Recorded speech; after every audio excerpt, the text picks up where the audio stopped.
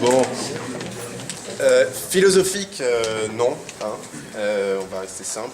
Je pense que la plupart d'entre vous ne me connaissent pas. Je voudrais être honnête dès maintenant, maître. Il y a une bonne raison à ça. Il y a une bonne raison parce que j'ai jamais rien fait pour me faire connaître. Et je pense même d'ailleurs n'avoir absolument jamais rien fait qui justifie mon existence. Je crois que je vis, comme la plupart d'entre vous, dans une sorte de médiocrité confortable et surtout anonyme. Tout de suite quand vous critiquez. Alors, pour m'arracher temporairement à cet anonymat, je vais vous dire ceci. J'ai deux points communs avec le héros du dernier roman de Michel Houellebecq. Ouais. Quelqu'un l'a lu ici? Ouais. On est allé sec. Pas tout, je suis à la page 50. Ouais, bon, ça va aller. D'abord, je m'appelle François, ça vous devez savoir.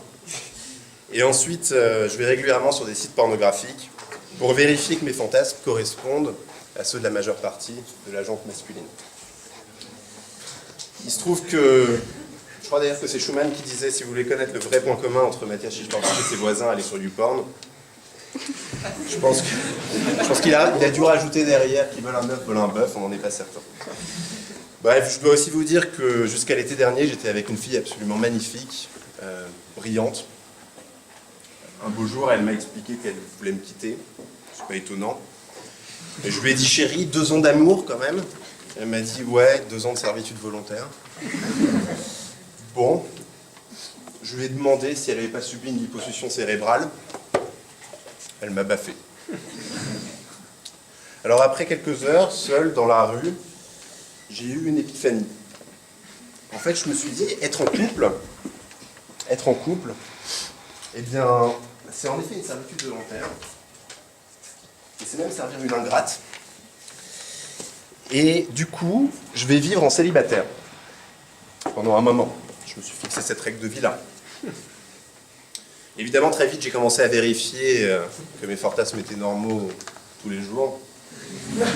Puis ensuite, mon ordinateur m'a dit la base virale VPS a été mise à jour. J'ai pas compris ce que ça voulait dire, mais ça marchait plus. Du coup, j'ai commencé à baiser n'importe qui. N'importe comment.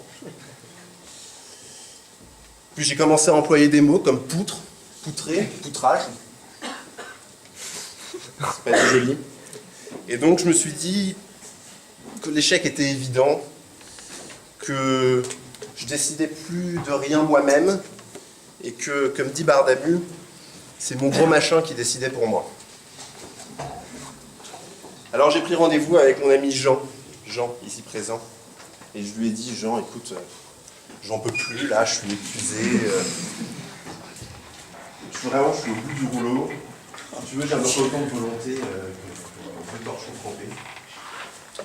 Et il faut savoir que niveau sensibilité, Jean, c'est pas exactement Freud. Hein.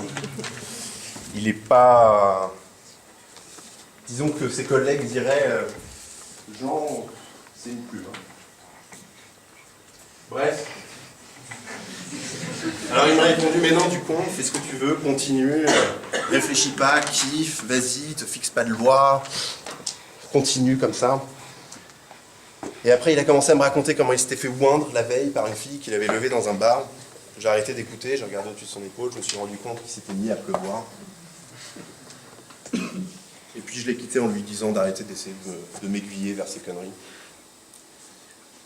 Alors, forcément, vous devez quand même vous dire que je vous raconte un peu n'importe quoi. Vous n'avez pas complètement tort. La femme dont je vous parle n'a pas existé. Jean et moi, on se connaît à peine, même si on a fait connaissance tout à l'heure et qu'on s'est apprécié. Vous allez pouvoir admirer ses talents d'orateur dans 2 secondes. Et Schumann n'a pas parlé de Matthias Schichportich. Bref, il ne reste pas moins que la liberté, car c'est le sujet, la liberté, c'est pas l'absence de loi qui régisse nos vies, évidemment. Ce n'est pas la possibilité de faire ce qu'on veut, quand on veut. En effet, sans loi, on est des êtres chaotiques, des esclaves de nos pulsions, on est soumis au temps immédiat.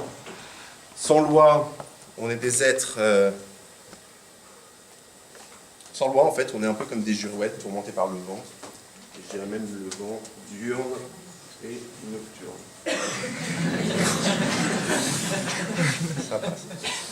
Alors, la liberté, c'est pas non plus évidemment l'obéissance à la loi qu'on s'est prescrite tout court, c'est un peu stupide, ça suffit pas. La liberté, c'est évidemment l'obéissance à une loi qu'on s'est choisie parce que cette loi nous permet de faire quelque chose.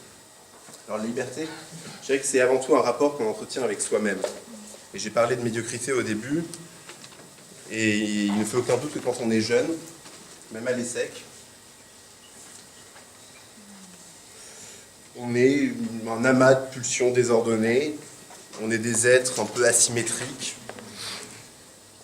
Pour reprendre une image répandue, on est un bloc de marbre brut.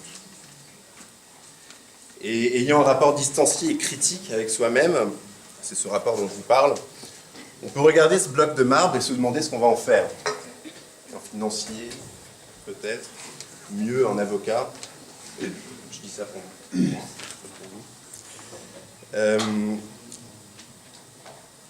Alors, la question, évidemment, c'est comment y arriver, à quelle loi est-ce qu'il faut que j'obéisse pour devenir cette sculpture, pour devenir cet être solide et structuré. Bref, à quelle loi est-ce qu'il faut que j'obéisse pour me réaliser.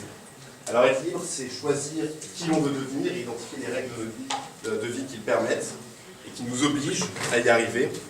Être libre, c'est se soumettre aux lois qui permettent de maintenir le cap tout au long de notre vie. C'est l'obéissance aux lois qui nous permettent de devenir ce que l'on a choisi d'être.